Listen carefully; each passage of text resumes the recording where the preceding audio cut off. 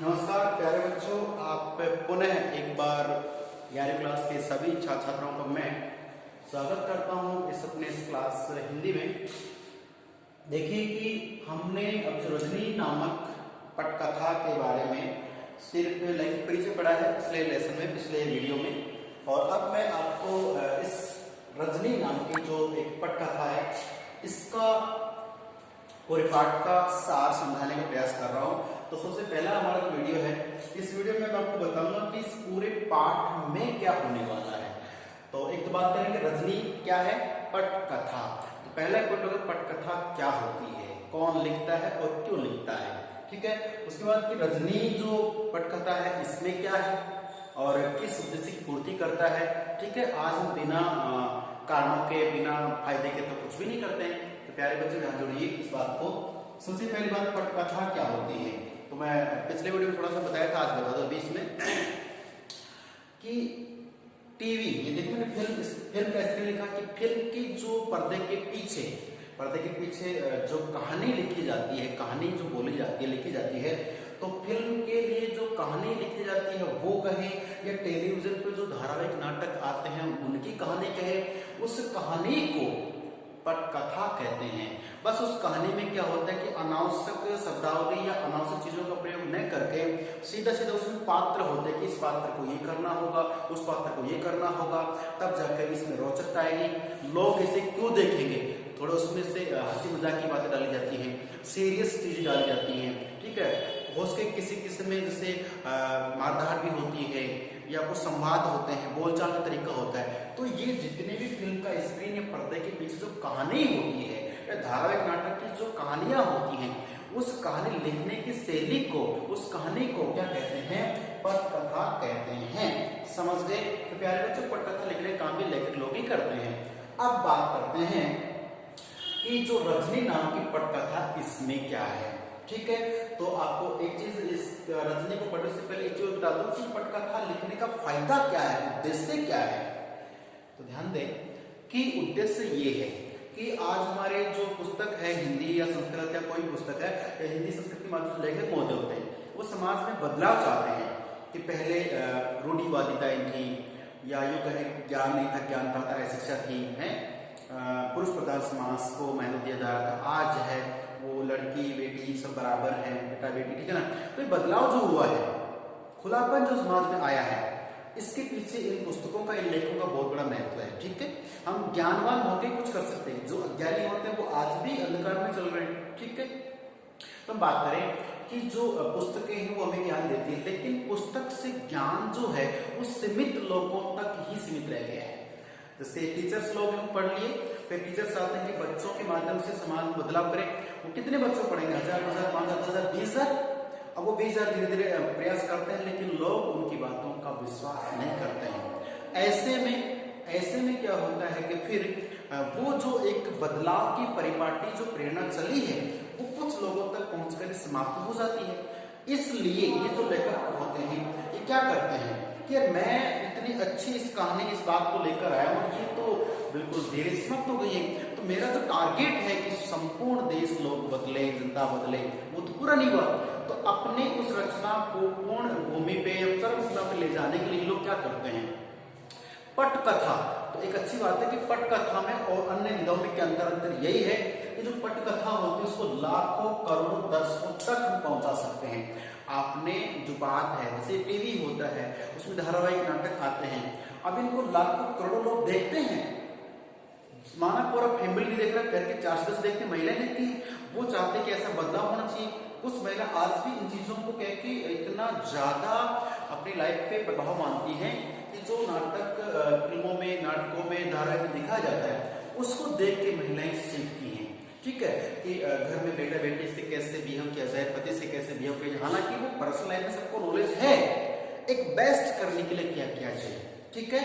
तो जैसे कई महिला ऐसी भी होती है जो धारावाहिक देख देख के ना अपने जीवन को एक नई दिशा दे देती हैं। कई ऐसे ग्रामीण में महिला होती हैं जो समझती की शादी वादी हो गई, बच्चे हो गए हैं, अब जीवन यही रह गए। नहीं, कुछ महिलाएं वहां से भी कुछ अपना छोटा सा एक उद्योग धंधा डाल लेती हैं, मार्केटिंग लाइन में चली जाती हैं। या कुछ महिलाएं हैं वो सोचती है इतना समय बच रहा है, 1 घंटा भी अगर रोजाना पढ़ा जाए तो फिर अपन इस एग्जाम को क्रैक कर सकते हैं। और आपको बता दो प्यारे बच्चों, आप भी जयपुर की बात है कि अभी लगभग 1.5 से 2 साल पहले एक ग्रामीण क्षेत्र की महिला जो बिल्कुल घर के कामकाजों में लीन रहती थी, उसने कहीं से मोटिवेट हो सके, ये चीजें टीवी धारावाहिक में नहीं आती, ये अखबारों में छपती हैं। तो कहीं ना कहीं किसी अखबार की घटना को बड़े कैसे करके और एक गृहिणी महिला ने अपने जीवन को बदलने की ठान ली और घर में उलझे रहने के बावजूद भी उसने 2-2 घंटे की घंटे रात भर पढ़ने का प्रयास किया और वर्तमान समय में वो आरएस अधिकारी की अच्छी पोस्ट में है कि नहीं है। तो मैं आपको कोई ऐसे एग्जाम्पल नहीं दे रहा कि कैसे कहने के लिए होता है कि देखिए बी पॉजिटिव, बोलते कि अगर सोच समझ अच्छी है तो हर चीज अच्छी हो सकती है।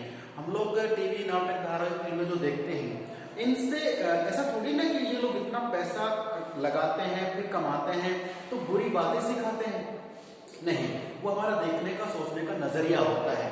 ठीक है, तो आज जैसे फैशन की बात कर ले तो फैशन जो आया है ये भी कहीं ना कहीं एक पॉजिटिविटी होती, सकारात्मक सोच के साथ देखा जाए कि अन्य कंट्री के लोग होते हैं किस ढंग से बात करते हैं, कैसे खाते हैं, कैसे उठते हैं, कैसे बैठते हैं, किसी पार्टी में जाने से पहले, शादी में जाने से पहले क्या हमें प्रिपरेशंस करनी चाहिए होती है।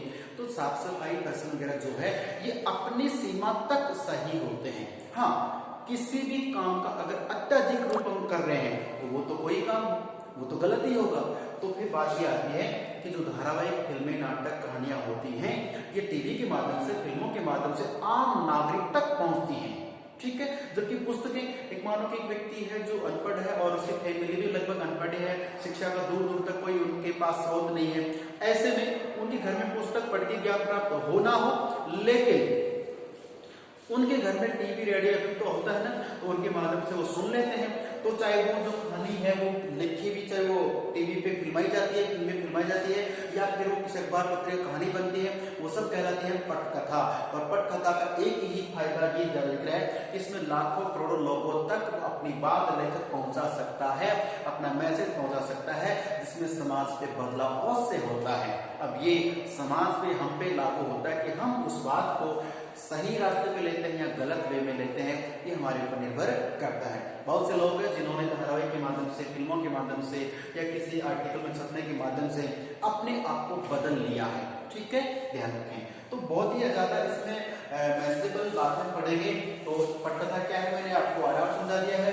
फिर लाखों करोड़ लोग जो दर्शक है उन तक इस माध्यम से पहुंच सकते हैं पटकथा के माध्यम से। अब बात आती है कि रजनी क्या है। तो रजनी एक धारावाहिक की कड़ी है, रजनी एक सीरियल है, धारावाहिक है। और धारावाहिक मैं समझता हूँ कि आप जो 11वीं क्लास के बच्चे सुन रहे हैं वो बहुत मेरे से ज्यादा समझते हैं धारावाहिक क्या होता है। मतलब इसकी जो कहानी होती है वो बहुत ही लंबी चौड़ी होती है, लेकिन उसको ना किस्तों में बांट बांट के उसके शूट किए जाते हैं, फिल्म बनाई जाती है, तो उसको किस्तों में दिखाया जाता है कि 1 कड़ी 2 कड़ी, इस तरह से 400 500 कड़ियां हो जाती हैं। तो एक लंबा एक सिस्टम चलता है। तो ये है ना कि रजनी एक पटकथा है जिसमें एक धारावाहिक है ये पूरा, और धारावाहिक की 1 कड़ी का ये हमारे पाठ में वर्णन दिया है, बाकी इस पाठ में पूरा तो नहीं रहेगा। तो रजनी को लेकर एक पटकथा लिख ली, उसका एक यहाँ पे कड़ी है।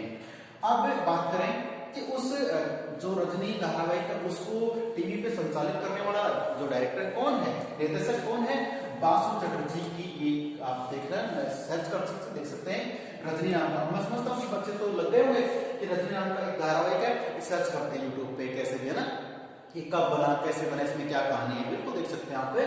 तो बासु चटर्जी इसका निर्देशन करते हैं। अब बात आती है कि रजनी नाम की जो एक कड़ी जो धारावाहिक हम देख रहे हैं, इसमें पढ़ रहे हैं, इसमें हकीकत में है क्या।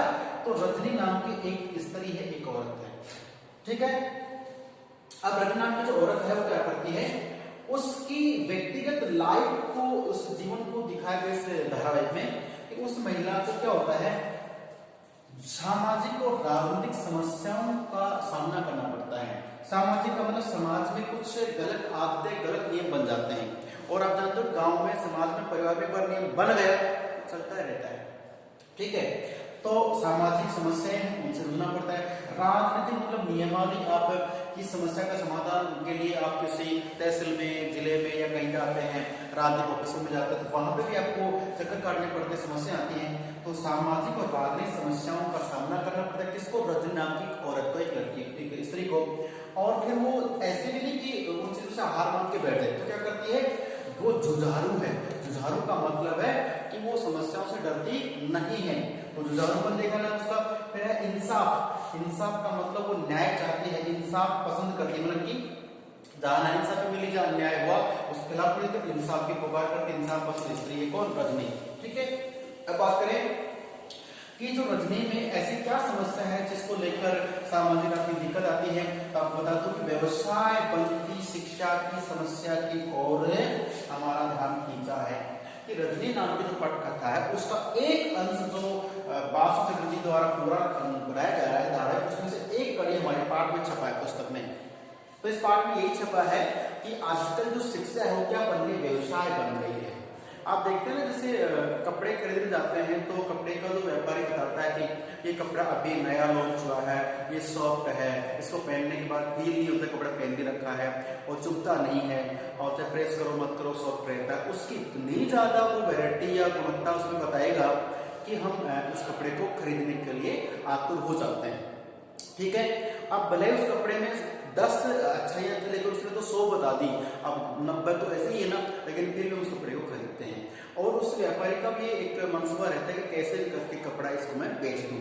तो मतलब व्यापार में तो मानते कि प्रोडक्शन इस तरह से किया जाता है, लेकिन शिक्षा जो ज्ञान है इसके लिए भी लोगों ने इसका एक व्यापारीकरण, एक व्यवसाय बना दिया है शिक्षा के लिए। ठीक है, तो आधुनिकतम जो शिक्षा है उसको व्यवसाय बना दिया है लोगों ने, और ऐसे में जो आम नागरिक होता है, आम व्यक्ति होता है, उसके लिए वो शिक्षा प्राप्त करना मुश्किल सा हो गया है। एक जमाना था तब शिक्षा बहुत अच्छी मिलती थी और सरल और सस्ती थी।